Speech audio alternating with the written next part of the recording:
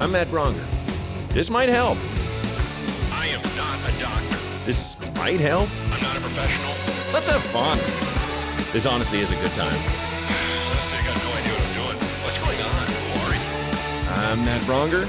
This might help. The podcast. Hey, welcome to This Might Help with Matt Braunger, the podcast that I have fun with, but I don't know why I do it. What I mean is it's advice. People don't really ask me for it, but it's a fun goddamn hook and fun to have super funny friends and interesting people. Sometimes I don't know them to come on to help out because we've all made mistakes, and I think that's where we learn from. Blah, blah, blah, blah, blah. But like always, if you need clinical help, like real help, this ain't it. This ain't the show. This is for fun. But if you need a little nudge in the right direction, hey, fuck it. Why not? This week, I have a guy who I genuinely love, who's an old friend, who is we have that thing where we might not see each other for months, and then when we see each other, it's like we just were hanging out days before, and we're still sick of each other. I'm kidding. Guys, Shane Torres is on. Shane, what's up, man? Hey, Matty, how are you, man? It's nice to see you. I'm good to see you too, dude. It's awesome to finally have you on. And I love your kind of legal disclaimer at the beginning of this. It's been kind of a tradition because I do have that thing where I think that people could, I think people get good advice from it, but I'm just like, just don't, like that's it's smart that you're like. It's good that you don't have a bunch of forged degrees behind you instead of books. No. Well, every time it's like I don't know. Not to be the one or I'm in charge of who's what, but every time I just drop my kid off at daycare and she's like right in the Hollywood district, and I drive past the Paramount lot on the way home, and there's Dr. Phil every day, and every time I pass it, I'm like, you're not a doctor or a Phil. I just want to say it out loud, like, "Oh, Phil." Yeah. It's just like, it's crazy. It's crazy that guy gets away with this. It's incredible. Yeah. Well, if he can do it, so can we. Why can't we? You know.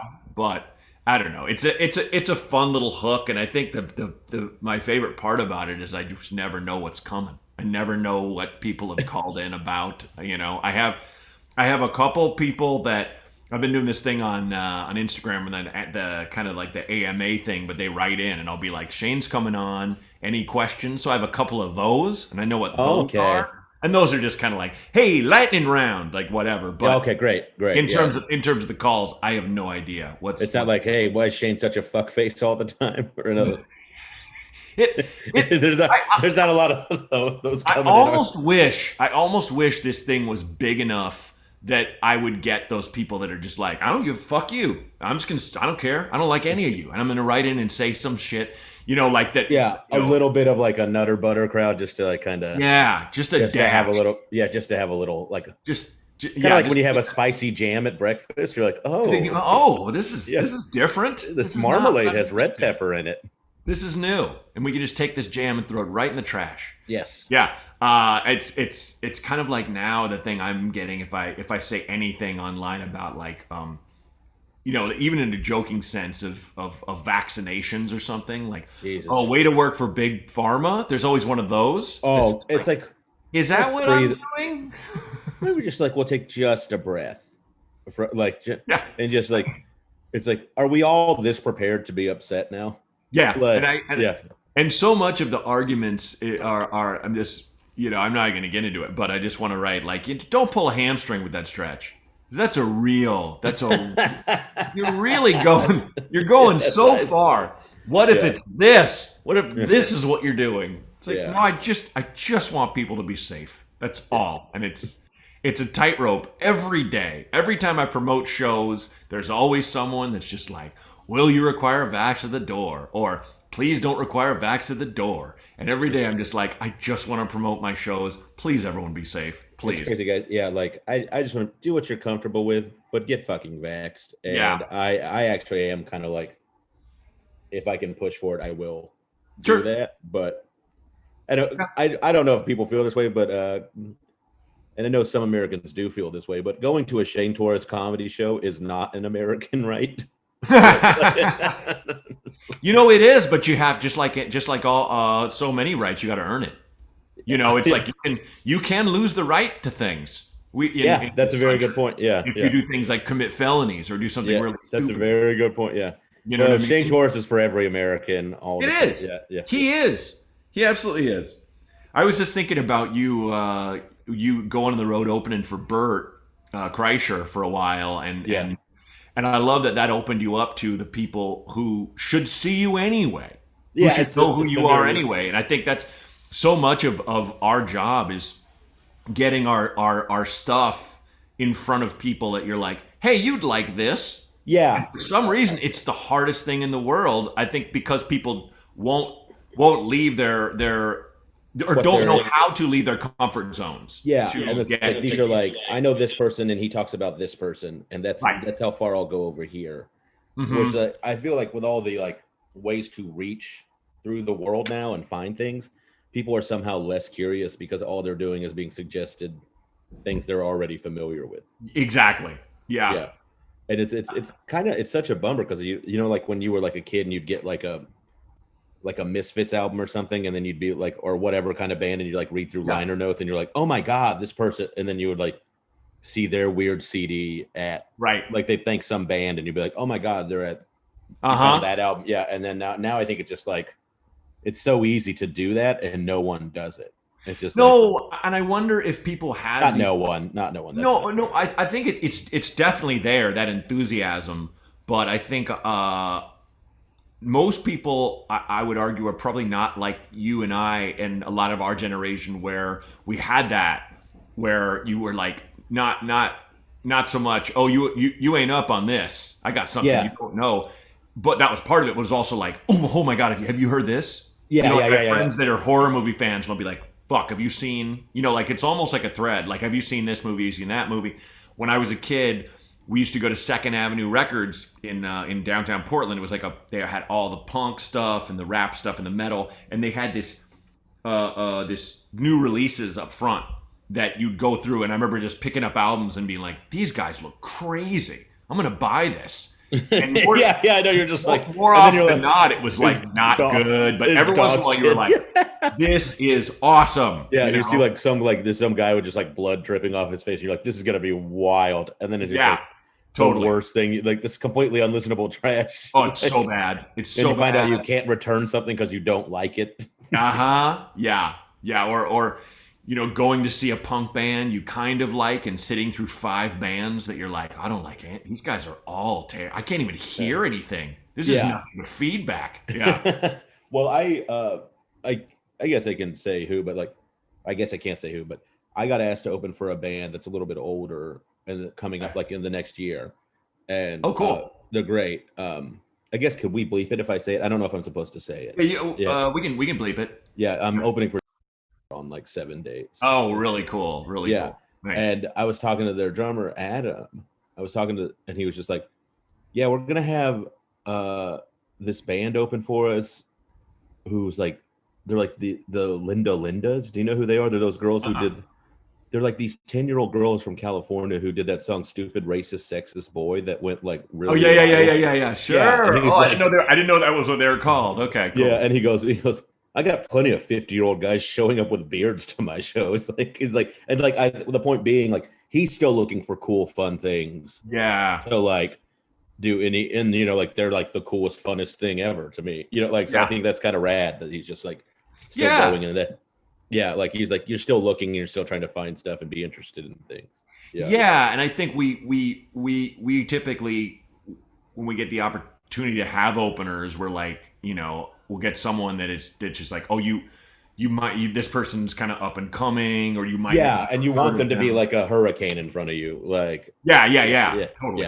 Yeah. And I think with that kind of anointing, I'm sure like when Bert, brought you out, people were like, oh, Bert likes this guy, and they were kind of like, it is the easiest gig in the world if they're like, you're like, oh, you mean I have to do 20 minutes in front of this huge audience that's never heard of me with stuff? I guess I'll just fill my sack with hammers and hit everybody. Like, I'll just dangle the keys in front of a dog here. When they're like, you do give them a good show, and you also feel like, well, I should be kind of giving this kind of performance all the time, no matter what. Like, is the other part of it just like, well, this is his audience, and this is his, like, so like. Oh, but those are the most fun gigs when you're opening for someone that's so much bigger than you. You know, I remember opening for the one or two times I opened for Daniel Tosh. Once at a benefit in this massive theater, and then once in Vegas at the Mirage, and like it's like, oh, I got to just do 20, and then people on the casino floor are like, "You're actually really funny." Like, thanks. What do you think?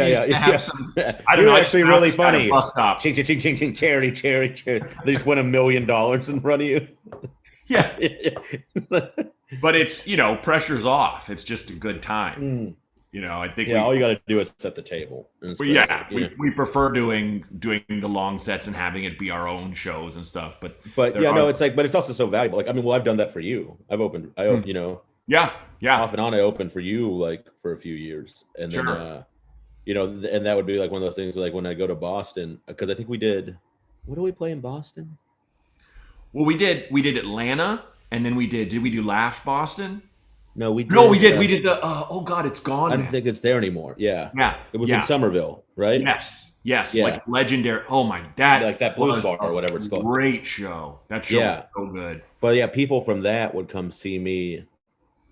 Like, this speaks to how like my trajectory's gone in my career. But like I would do that, and I'd open for Bert, and they'd be like, "I saw you open for Matt Braunger in this blues bar." And they'd be like, "Now I'm seeing you open for this person." I was like, "Yeah, really hoping to get a headlining date one of these days." But still, such a much bigger game. Yeah, but still one of those things that like they recognize. It's cool that people still.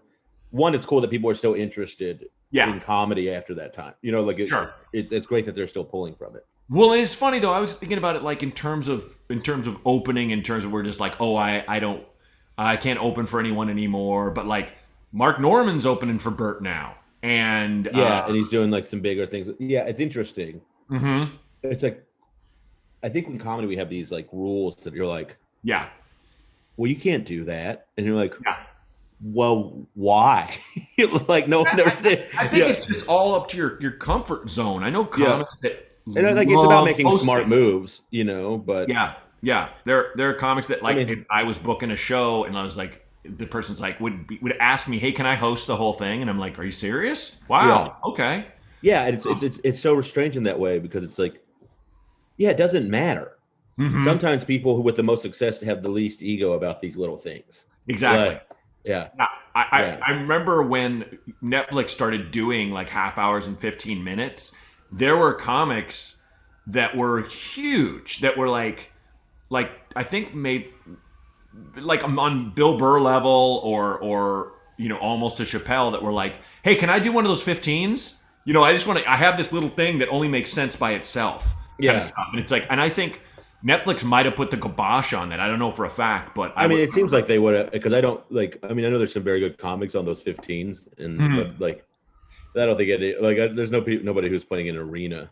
Yeah, no, I think they wanted to. Yeah, I think Netflix probably was just like, no, we're gonna save you for the hours. We don't want to. Except when Chappelle, who can literally do anything he wants, did that 8 minutes 47 seconds thing, which was Well, that's also when he threw that on YouTube. Separate animal. Yeah, and it's also Mm-hmm. Yeah, but I think that it's so funny thinking like well, I'm Dimitri Martin. I feel like just doing a kooky 15-minute set in a taping, and people will be like, "I beg your pardon," and like for that person to not care, and be like, a lot of other people being like, "See, Dimitri's had to do a 15," and it's like, what does that actually have to do with you? Yeah, well, like, and if he's doing a 15, I'm limited to YouTube, like, or whatever. Well, and it makes me think of those people who are now comedians. And they're basically actors, but they're doing sets, and they're on the road, and they'll have 5 locals do time, and they'll do a total of 20 minutes, and they'll take the whole pot. Yeah, and then you don't have to. You don't want to get me started on that road. I see some of those people. We know who we're talking about. I know. Getting free press, but let's hug it out, bitch. Hug it out, sure. Yeah. For an example of something someone might say that was maybe that person. Yeah, I don't. You can cut that of you. I don't know. I think of leave it. Yeah. I think of people that waited in line to get a ticket, or wait till this seating was ready and sat through 5 people to see this person. And then that person did, their lukewarm 15-20 good night. Like, and it's also that thing of like, I feel bad for those 5 comics that are earnestly pursuing it. Yep. And they think this is an opportunity. Some of them know what it is and some of them don't, but you're like, yeah, but it's one of those things that like, well, this is still a big deal for them. Yeah. Sure. Like, and then it's kind of like, it can be sullied by that famous person who's doing like, or it may not be you too, like we got to give both sides of the coin, but it's just like, that's what people will think. That person can be great for 10 minutes, and it can also be completely erased by the headliner comic who's from a TV personality. Totally. Like, oh, we went and saw like Stevie Wanewski from the like Get 'Em Up show, and he was terrible. Who was the person that opened for him? They were okay, and you're like, well, that's kind of undone. My set's not even memorable. Yeah, it's like, yeah. I mean, and there was that whole thing of YouTubers playing comedy clubs, which I was like, I don't know why they want to. They're making so much money online. Yeah. And then they'd go and do like a video presentation. And I had to wonder if people in the audience, and it wasn't my bag. I never was like, hey, you're taking our weekends, though they kind of are. But like, I was never butthurt about it because I was like, I get why comedy club owners want to put butts in seats. These guys sell out. So, but like, I wondered if people in the audience were just like, well, these are like the same videos we have seen. Yeah. What do you need us to yell? Yeah. Click like. I'm clicking like in my mind right now. No. I have that weird thing of like, well, what do we, I'm in the same position of like, I get why comedy club owners want to have these people, even though it may not necessarily be what they're looking for, but it's a proven way to get people to show up. Sure. But it's like one of those things that like, if it's only having their audience show up because they're selling out so people want to buy the tickets. Right. These people have no interest in comedy, really. Like they have so I guess it's just like, oh man, it sucks. Like, but then I have to think of like, well, sometimes, like, I don't know, who's a famous YouTuber, like, I guess Jimmy Tatro, who was nice by the way to me, but like, sure. I think if he did a club weekend, it would probably be like, be one of those things where like, now I can have Shane for sure next month because like Jimmy Tatro has paid my bills for however long. Yeah, like that kind of stuff. Right. Yeah. So I have some, and I'm coming along and I'm doing better than I was as far as tickets go, but it's one of those things that like, it's kind of the economics of everything. Is like, there's always a bigger fish. I mean, I think you and I'm not trying to defend it, but I see the value in how it can help me in some way too. I think all we can do is just not let it spin us out of control, which that used to be the knee-jerk reaction that so many of our ilk would have, where it's just like, I've lived there in that space for so long. You're like, it's like, and it can be good because it's motivating, but it's one of those things that you're just like, ugh. Yeah, I wake up a bit more bitter than my coffee. I remember who Jeselnik and I were talking about that years ago, and he was just like, you just can't get bitter. And I was like, yeah. And there were times I definitely did, not about this comic or that comic, just about opportunities that I had and then they went away, like anyone. Yeah, less personal, more showbiz in general, kind of. Right, and just getting really butthurt about it and getting angry and destructive and just being a pill. And I don't want to be that person. You don't like who you are. Yeah, like thanks. It's a motherfucker. It definitely is. Like, this thing will drive you goddamn insane. Yeah, why we get it'll make you not like who you're becoming too, and you won't even be able to see it. Is what? Yeah, and you kind of because of, especially now with this kind of blanketed thing of people who try to sum all of comedy up one way or the other. You're either this or you're not, or it's this, that. It's just when fucking nonsense. It's nonsense. When I come to a town and I play and I meet a lot of locals, it's all nuanced and it's all kind of different, and everyone's into different shit. And it's like, great. Like that. I wish we'd talk about that more. How people are basically getting along. Yeah, it's kind of hard to get that way. Yeah, and I think anybody who has that many hard opinions about comedy is not like, that open to a lot of what they need to be. Like I don't. It's very weird to me. It's like when people are like, "No, if a comic would do this, a real comic would do that." And it's like, well, you tell me something funny right now. That like I just hate this like because like it's like you're you're trying to be a gatekeeper instead of a creative writer, comic, whatever. I just fuck let them do it. If somebody is bad, they can do their act. I don't have to watch it. And you know, fucking this next YouTuber is really not taking shit from me. And like, also, by the way, he can look at it and be like, if I have a viral YouTube clip of my stand-up, like you can be like, he's taking things from me. Like you know, like he's taking views from it. Is like this is another way to look at it for them, from their perspective, I guess. But I don't fucking know. And I don't really care. I want to figure out this algorithm so I can have the career I want. I don't think Yeah, I'm so goddamn lost, and that my thing the last couple of months has been just asking people better at it than me for help in terms of, which is like humble and with not even a hope for results. Just like, hey, what can I do differently? And it's like I think that's so much the key to my life, where I'm like, maybe I should change my behaviors and how I look at things. Oh maybe that's it. Rather than everything else should change for me. It's like. Or because I want it. Because I want. Which I'm all about. I mean, I think that's one great thing about having this kid is like, you really got to make sure you're not being a twat to anyone around you and yourself, because then it's you can pick up on it, and you're like, oh yeah, I should probably cut some of this garbage baggage and leave it in the river behind me.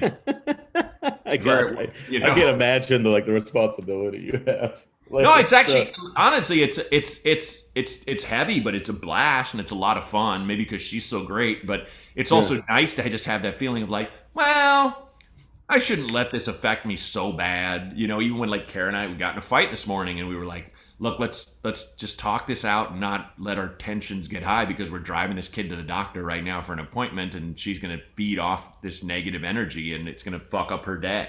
And and you're kind of like, all right. And it's like and you're that trying makes to you settle down, you know. So it's and it's good that you can have that kind of talk and be like, we're fighting. How do we get past this? I guess you kind of, I don't know, like, what was what? Oh, I thought I heard someone yelling. I thought Carol, like I heard Carol.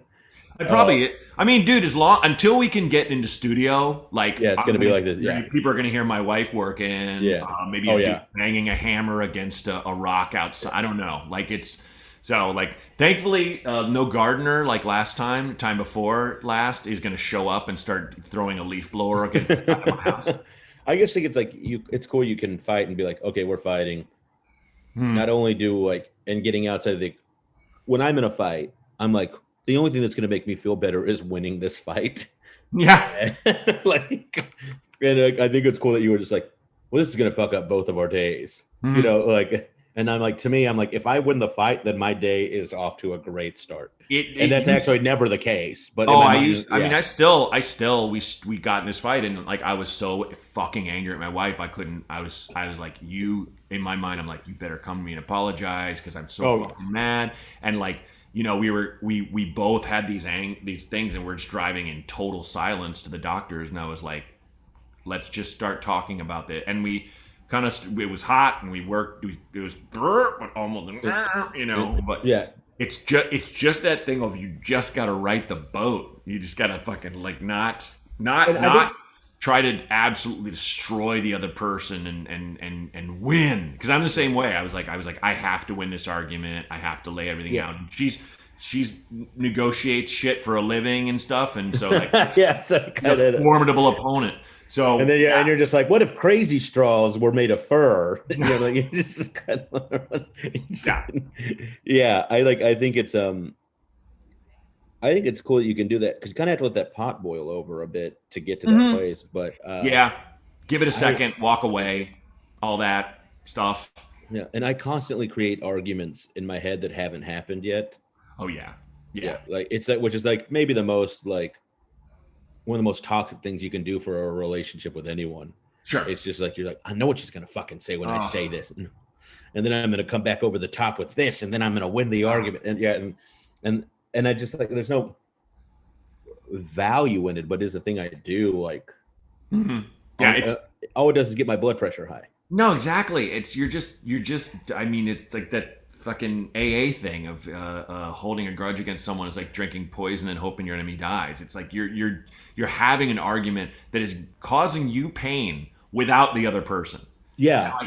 I love how my body will wake me up in the middle of the night and just put that in my head. Like, really? Could you have not gone and put this in our subconscious and we deal with it there? Why am I awake right now? Why, when I need sleep, am I thinking through shit I can't control right now?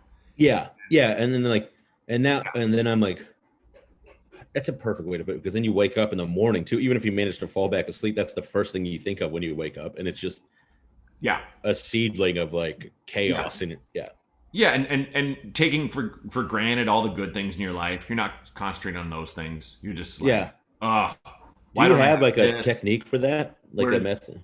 Yeah, just kind of just be aware of it and kind of go, this is stupid, cut it out, without being like, shut the fuck up, brain, because that just is the same energy. Yeah, that's really that's kind of about as close as I get to it. Absolutely. You get so angry, but I think it's just paying attention to how you behave in terms of just like, even if I have anxiety, I'll just keep looking at my phone. And it's just like, what? You're just hitting that little endorphin button. And that's not helping anything. Like, all it's doing nothing. Is like stupid. Yeah. It's like, stupid. I'm going out for a week and there's not going to be any cell service starting on Friday. Oh, holy shit. Yeah, for like 5 days. And I'm like having a bit of anxiety about it, because all I'm thinking about is like, well, what if you get this offer and this offer and this, and it's like all of a sudden Hollywood's just gonna be like, we really need to make a Shane Torres movie. We need you now. Answer now, or you don't. Where is he? Lake Powell, Arizona. No thanks. On to the next influencer. So where are you going that you can't have a phone? Can you say? Yeah, I'm going to Lake Powell, Arizona. Okay. With Kyle. Oh, neat. But it's like, it's kind of this like national park basically that there's just no cell reception out there. So we're going to have a houseboat with Kyle and a bunch of other, like 6 or 7 other people, and then pontoon boat. Like, just like, I think we go Friday and we come back Thursday, if I remember. So, but it's like very much like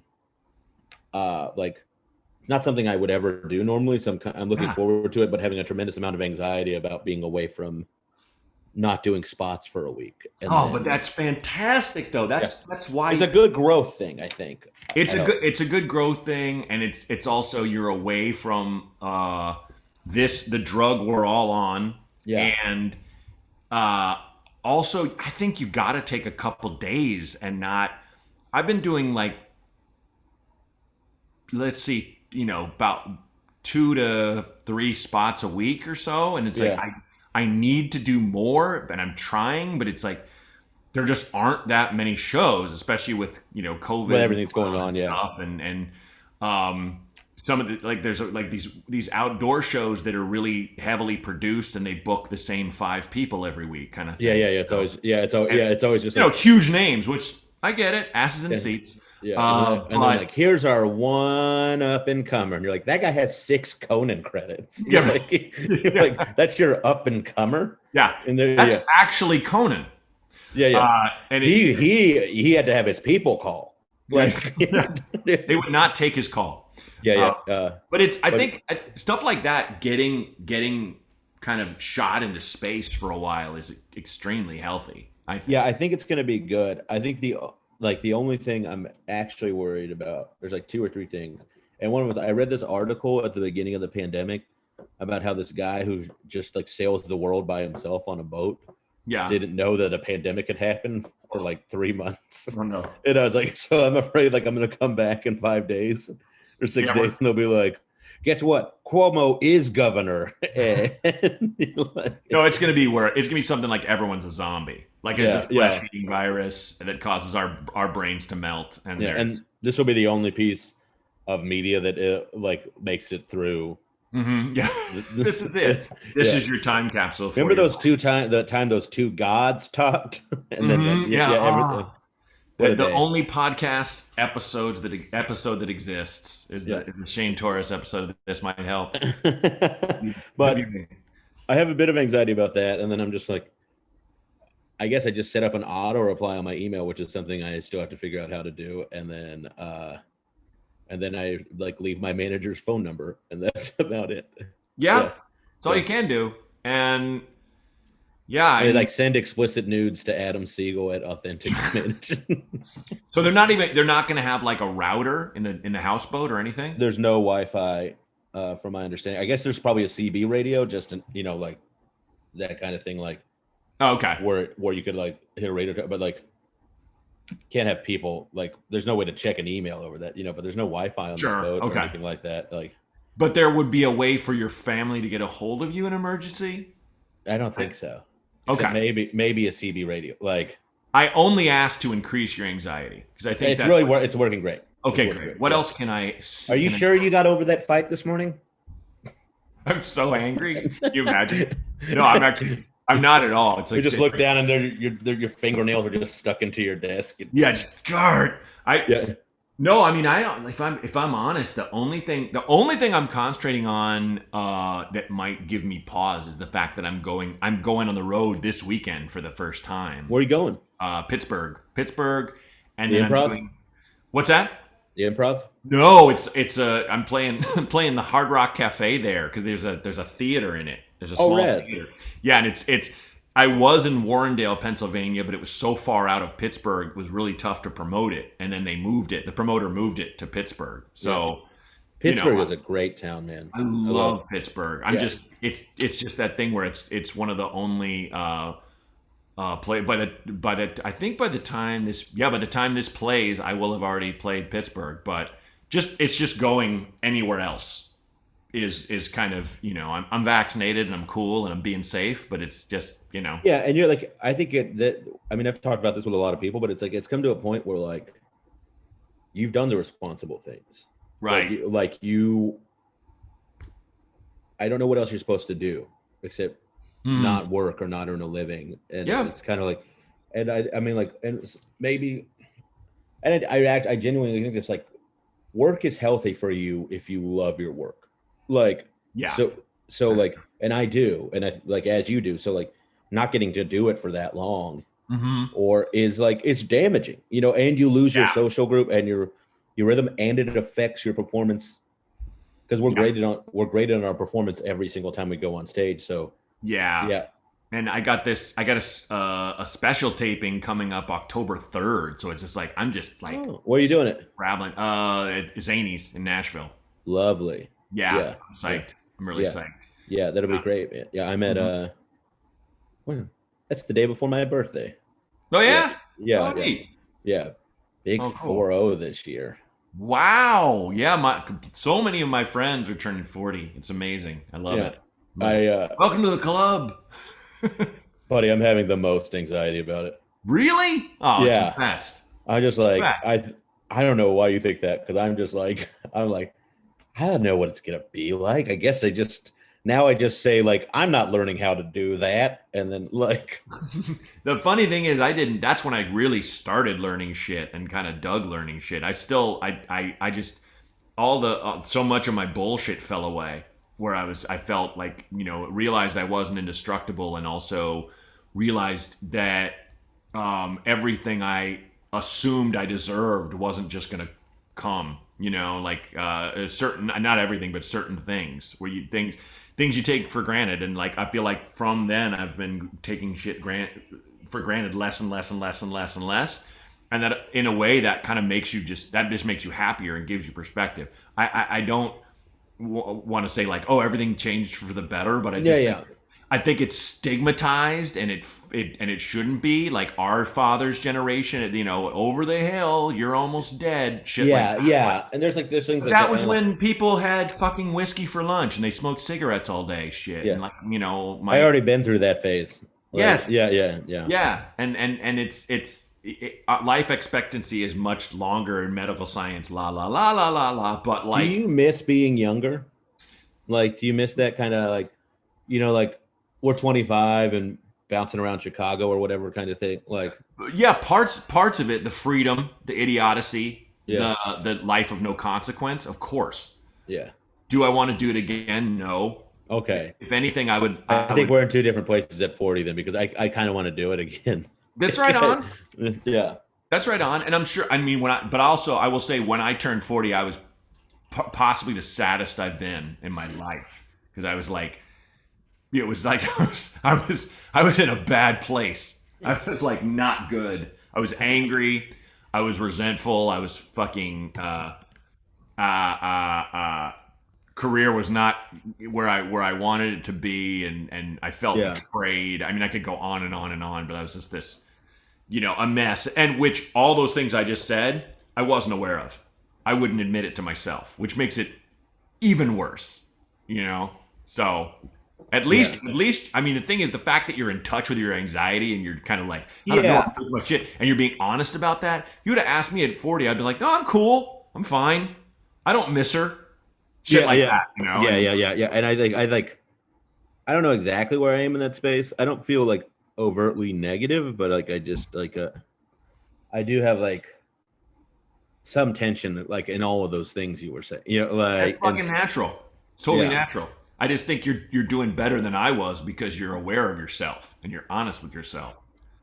Yeah, I mean, I guess like, and I'm trying to be, and like, I'm sure there's some of it I'm just like, think I'm being honest and being candid, and you're like, well, just push that little thing right the fuck down. Yeah, like yeah. Oh yeah. But that's always.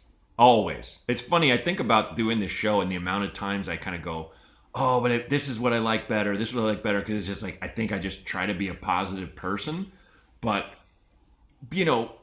I'll later in the day I'll go into this fucking rage about something or be a little depressed about something or whatever. Yeah, and I think we have a tendency like to be like, like we think we're doing better, and then we like backslide a little bit, or you have like, you get angry about something and you're like, and then you think, well, have I gotten any fucking better at all ever? Or was like, and you're like, no, you did. It just isn't like, you don't have a free pass for the rest of your life. Like, no. Yeah. You did. You're doing good. You just had a backslide. Like I will say for the I'm really enjoying comedians' nihilism when I see them at clubs and shit. Like the kind of happy-go-lucky I wish for death kind of thing that we would throw around for fun. Yeah. Like I saw Kirk Fox at the Comedy Store and I was like, "How are you, man?" He's like, "Look at us." And I'm like, "Yeah, man, still alive." And he goes, "Why? Why? How? Why are we?" It just made me laugh. Or it's kind of like it was he was hoping COVID would somehow take him down, so he didn't have to go to sets or something. I just like, I don't know.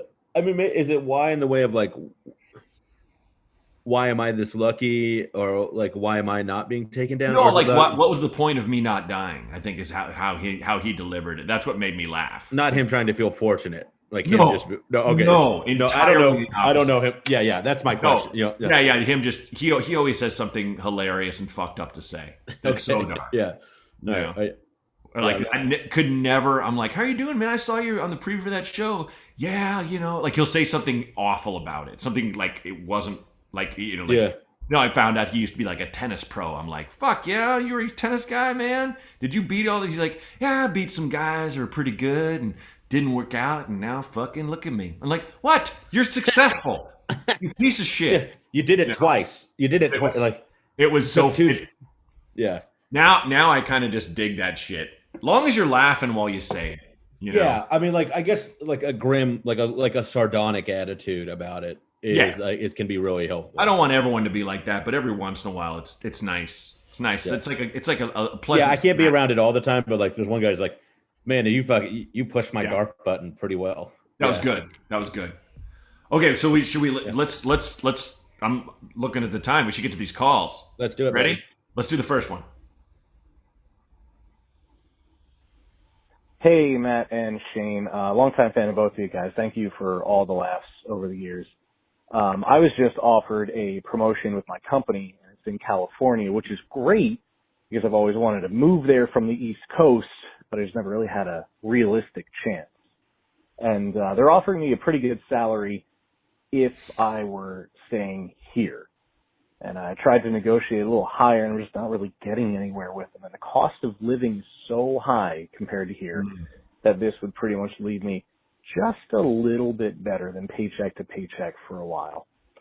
So now my choice is basically to take an underpaid offer so I can finally move to where I want to live, or I can stay in an area that I kind of hate, but I'd be able to save more money and, go out to eat. What would you guys do? Thanks, guys. That's a real predicament, but I think I would take the job. Like, there's a reason in my mind to like not stay in the same position you're in, especially if you don't like it. At least this is different. Yeah. And you can always move back to a dump. And Yeah. you sound pretty young too. Like, go have an adventure. And the other thing is, like, you might move out to California, really like it, and find another job. Yes. Yeah. I have a friend who's moving here, and I especially with the amount of people that are kind of like the exodus to like Austin, and like things, and them going, and they're ironically driving the cost of living up to what it is here in droves. They're and not just comedians and actors and stuff, but the people are finding out these places and just moving to them, and then now it's hard to buy a house there as here. There are ways to kind of pick the lock, to find areas that are a little less expensive, where you have to drive a little bit longer. I mean, I know a comic who bought a house, way out in the valley where no one he knows lives, but he owns a house. And so he's got equity. And someday, in a couple of years, he could probably sell that house and move closer if he wants to. And so there are ways. And so I'm just agreeing with you. I mean, it sucks, but it's kind of like, well, that's where you want to live. That's the job you want to do. Have it on record that, look, this isn't a real living wage in this area of California where you want me to live. So I want to be considered, for a raise ASAP. Yeah. So, put the time in and save your nickels and find that area that's a little less expensive, rather than living exactly right near your job or where you really, really want to live. Hang out at the place you want to live, drive there. I would say to this dude, like, I think also, like, it's very, like, you're already in a position you don't like, and you have enough money to get by and to do a few things like go to dinner and that kind of stuff. And that's nice, but it's not making you happy. So like, you're and money is like a deterrent for everyone and a motive for everyone. But I do think that there's also like the personal satisfaction of like, make sure they pay for your move. But like, there's also like, would you be a much happier person with this money you're not making without this money you're not making? Like, what I'm trying to say is like, okay, now you can go to dinner at TGI Fridays if you stay where you're at. Like, fucking, like, is that making you happy? Or like, what else would you be spending that money on? It'd be better to save it anyways for something you want. So like, I think when we got our house 4 or 5 years ago, it needed everything done to it, and it took all of my money. I put all my money down to get this house, and our mortgage is pretty high by most people's standards, and it was an expensive thing, but it was exactly where we wanted to live. It was exactly the house we wanted. And so it was like this thing where it was, it's not even bet it all on black. It's kind of put all your money where it's going to count. Yeah. And it's not you still control it. You're not being dealt cards. You're dealing your own card. It's up to you. Like, you just have to be one. And that's great. Like, did you feel that way? Were you just like, when you were putting the money down on the house, you were just like, I'm sure you were anxious, but like, were you also just like, well, this is going to make me happier and I'm going to have a home? No, yeah, exactly. And it was like, to me, buying a house is you're putting, as long as you don't get it, as long as you have a fixed rate, as long as you have, it's not going to something where you're going to go underwater. You're putting money in the bank you can't touch, which for me is a good thing. Where it's like, as long as I have enough to get by, it's like, I can't go grab it and spend it on something stupid or fritter it away in the bars every night or whatever I do. So it was this thing where it was just like, why have I worked all this time? What would this money be for than to own a home with my wife? And so it's that thing where I think back to your original advice, which we're both on board with. It's just looking down the line to what you want in the future. You Yeah. know? Yeah. And I think he like, I mean, it's going to be a hard decision, man, but like, I also like, I don't know if you've lived in the same place your whole life, if that's where you're at right now, but like, Yeah, fucking go. See something else cool. Like there's nothing better than having another experience in this world and making another place feel like home for a while. Exactly. And it's better to go and go, fuck, that didn't work out, than to not go and wonder the rest of your life. And then you're like, well, I've just been here at this fucking like Auntie Anne's regional manager position for 4 years now, and I didn't even California would have been a nice try at least. Like, exactly. Yeah. I did eat at Olive Garden every single night for a year, but at the same time, maybe not worth it. So, you know. So, okay. Hope that helps, man. Let's go to the second caller. Yeah.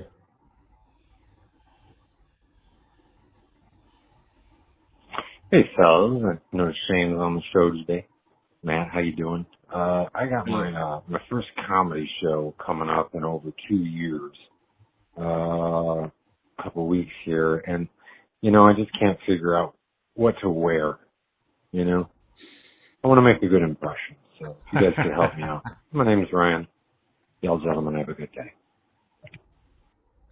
Thanks, Ryan. Hey, I will say we both laughed because it sounds so silly, but I like the specificity. I like that it was simple and it wasn't like any advice that you can give about where, like, what kind of joke to start with, or like all this vague shit we would never. I mean, at least this is something, it's kind of an easy answer. I'm just going to say, wear something clean and comfortable, something that you like to move around in. And don't dress in, don't dress in comedy. Don't wear something you think people will laugh at or something. Yeah, like I think, but buddy, that's so funny. If that's part of your act, great. Yeah. But I just like that it was just, it's just that. That's all I have a question about. What did you put on today and how much did you think about it? Is it a clean shirt?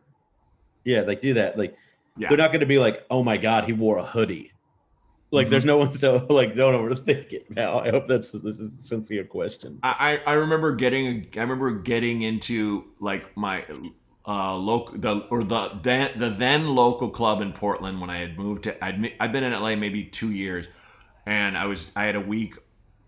I think I was co-headlining, so I was like, oh, I'm headlining now. I'm gonna wear my nice suit. And I was like, did you know Susan Rice? Yeah, of course. Yeah, of course. A funny Portland comedian, a Northwest comedian. And, she was like, you're not moving comfortably.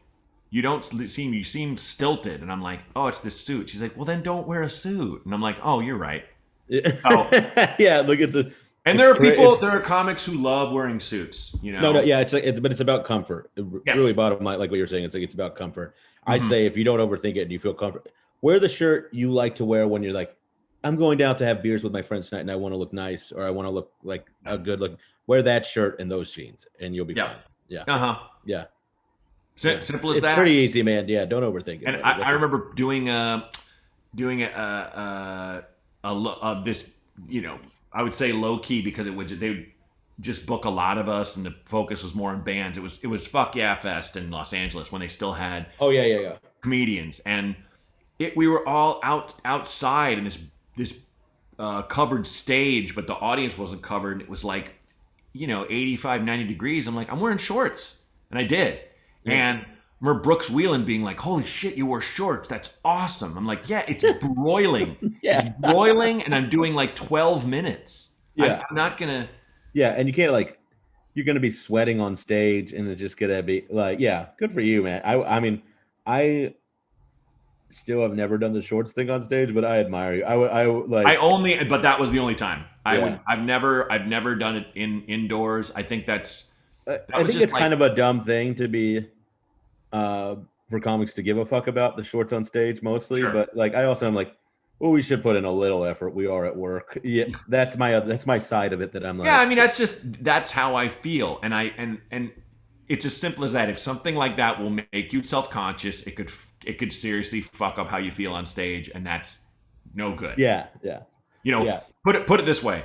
Steve Martin was talking about how I think him and Chris Rock were talking, and Chris Rock was about to host the Oscars, and he's like, "So what's the first thing you did when you got there, the venue at rehearsal?" He's like, "Oh, I put on my shoes and I went on stage." He's like, "I went on stage, right? You have to feel how your shoes feel on that big stage." And he's like, "Yes, exactly." And I'm like, "Yeah." Like, and that goes for all of you. You have to feel comfortable. You have to be able to. It's so weird that like physically that just makes perfect sense and you wouldn't even think about it. Mm-hmm. Yeah. Yeah. Stroll out there. Yeah. See how it feels on your legs and everything. And yeah, like where your spots are, where your dark spots are. Yeah, it's like yeah. Simple as that. So just be comfortable and for their sake, just wear something not dirty. That's basically it. Yeah, dress nice enough for them to actually want to hear you talk. That's about yeah. No big mustard stain on your shirt. Okay, call number 3.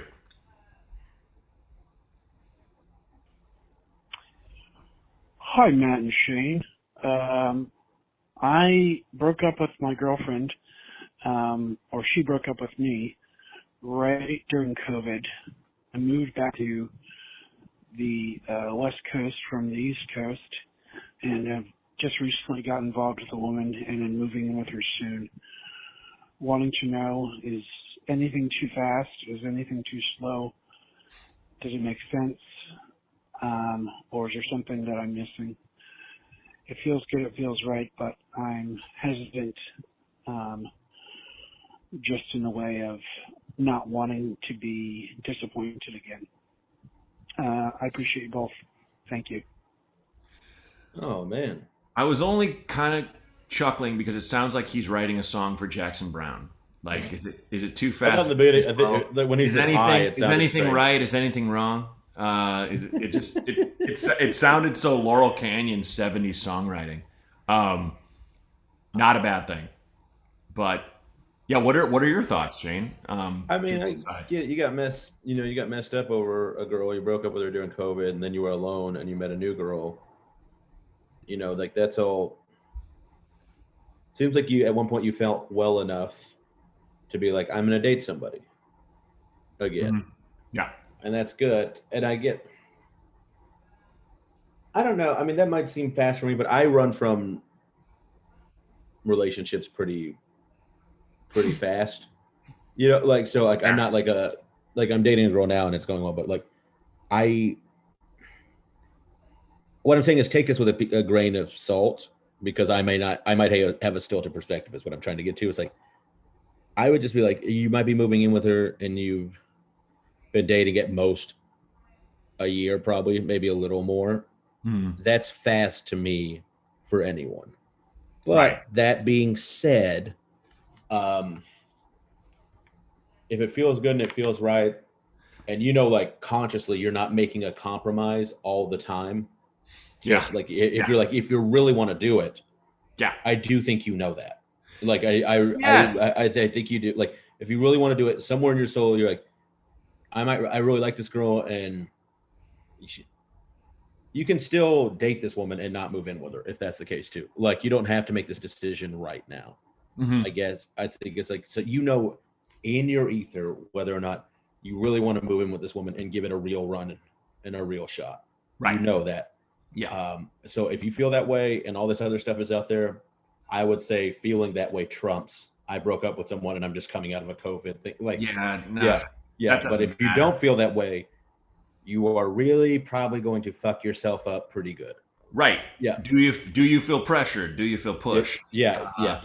Because you can say no, and if that person doesn't understand it, are you afraid to say no? Do you feel like you're being put in a position where the person will be so hurt if you don't move in, but you don't really want to? They can be hurt and also understand your position.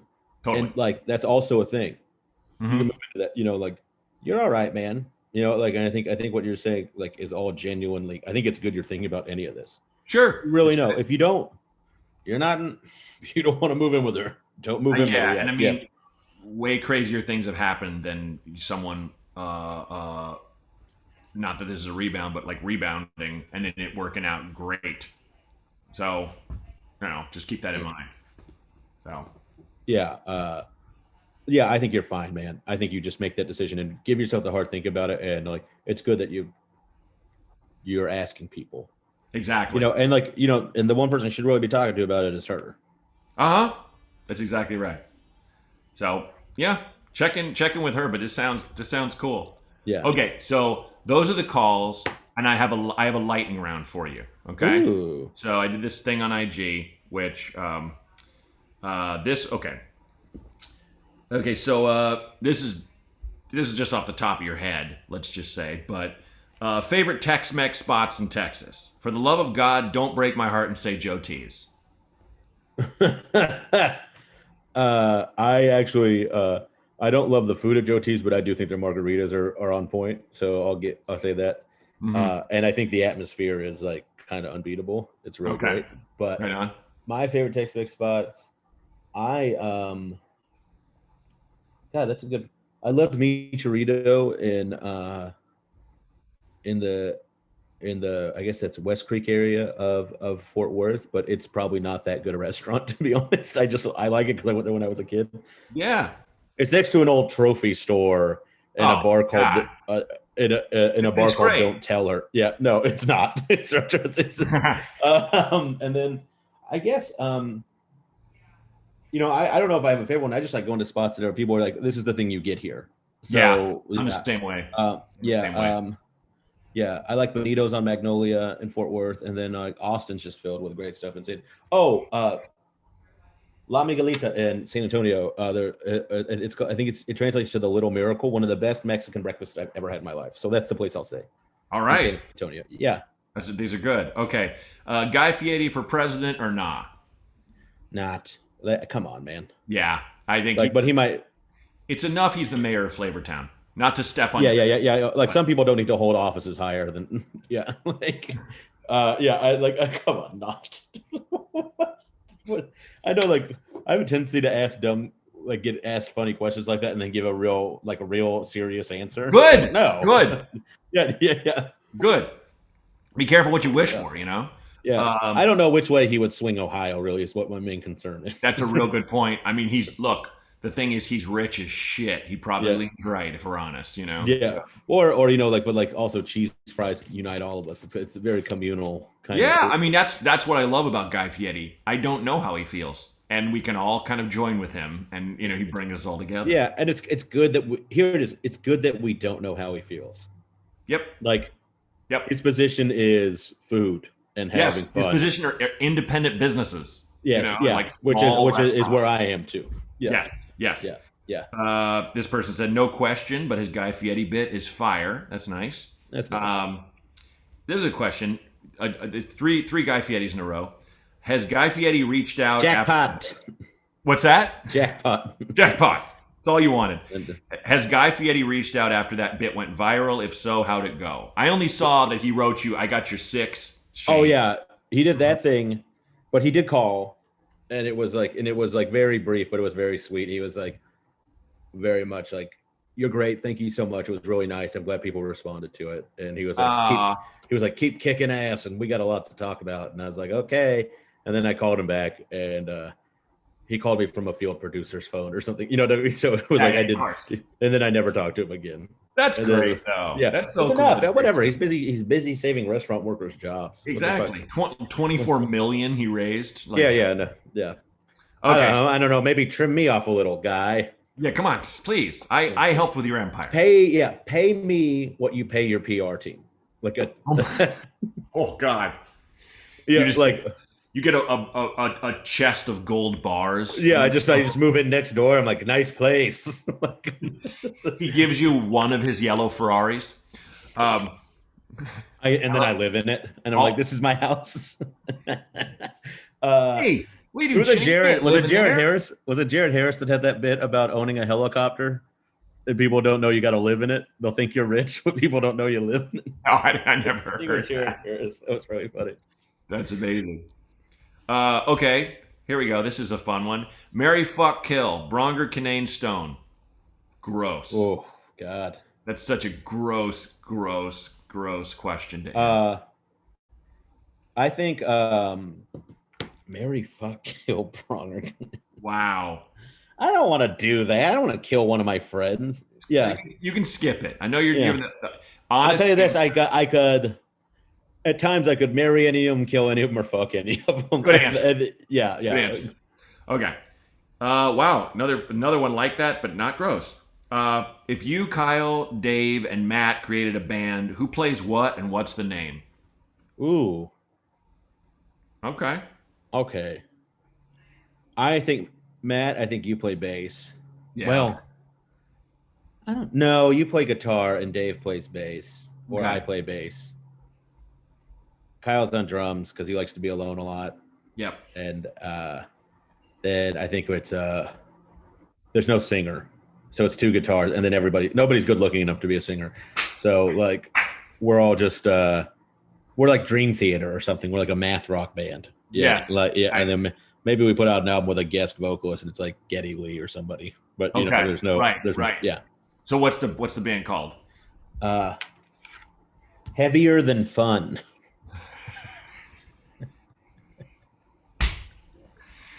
Oh, that's a golden answer. It's a golden answer. Okay. Or maybe 0101 because it's 2 skinny guys and 2 husky guys, so it's like binary. I like Heavier Than Fun. Heavier Than Fun is pretty good. Is the pizza at the Aladdin Theater just Papa Murphy's? Ha ha ha. Fuck would I know? Like not their food and bev manager. I love the Aladdin Theater. I've never had their pizza. I don't know. Yeah, what do we think happens there? It's like it's not good food there. Yeah. Right? And Papa Murphy's isn't terrible. Papa Murphy's is great. It's not Papa John's. Yeah. Dude, have you been to this place Ranch in Portland? Oh, it's Ranch called Pizza. like Ranch Pizza? Yeah.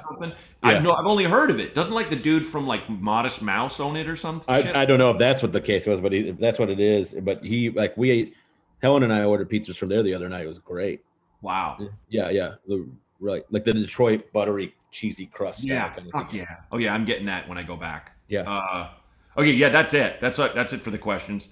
I like our lightning round. That was a good lightning round. Do you have anything you'd like to plug before we when does this come out, buddy?